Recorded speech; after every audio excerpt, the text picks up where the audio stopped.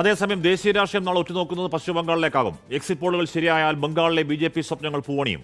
പ്രവചനങ്ങൾ കാറ്റിൽ പറത്തുന്ന വിജയമുണ്ടാകുമെന്ന് TMC തൃണമൂൽ കോൺഗ്രസും അവകാശപ്പെടുന്നു.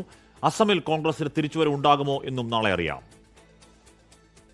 തൃണമൂൽ കോട്ടയായ ഫൾട്ട നിയമസഭാ മണ്ഡലത്തിൽ റീപോളിംഗ് നടക്കേണ്ടതിനാൽ ആകെയുള്ള 294 മണ്ഡലങ്ങളിൽ ഒന്നൊഴിച്ചുള്ള ഫലമാണ് നാളെ വരാൻ പോകുന്നത്.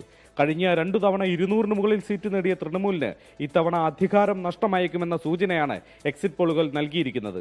അതിനാൽ വങ്കനാട്ടിൽ BJP ആദ്യമായി അധികാരം പിടിക്കുമോ എന്നതറിയാൻ രാജ്യമൊന്നാകെ ബംഗാൾ ഫലം ഉറ്റുനോക്കുകയാണ്.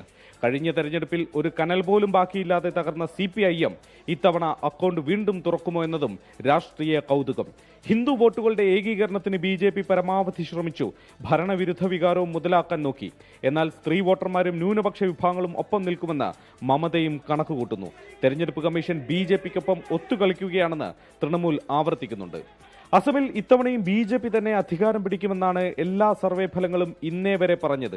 ഹിമന്ത ബിശ്വ ശർമ്മയും പാർട്ടി സംഘടനാ സംവിധാനവും അസമിൽ അത്രമേൽ കരുത്താർജിച്ചു കഴിഞ്ഞു. ഗൗരവ് ഗൊഗോയുടെ നേതൃത്വത്തിൽ പുതിയൊരു ആവേശം കോൺഗ്രസ് ക്യാമ്പിൽ പ്രകടമാണ്. പക്ഷേ മാന്ത്രിക സംഖ്യ കടക്കുക അത്ര എളുപ്പമല്ല. ഇരു സംസ്ഥാനങ്ങളുടെയും ഫലം രാജ്യത്തിന്റെ രാഷ്ട്രീയ ഭൂപടത്തിൽ ഏറെ നിർണായകമാണ്. കൊൽക്കത്തയിൽ നിന്നും ശ്രീനാഥ് ചന്ദ്രൻ, 24.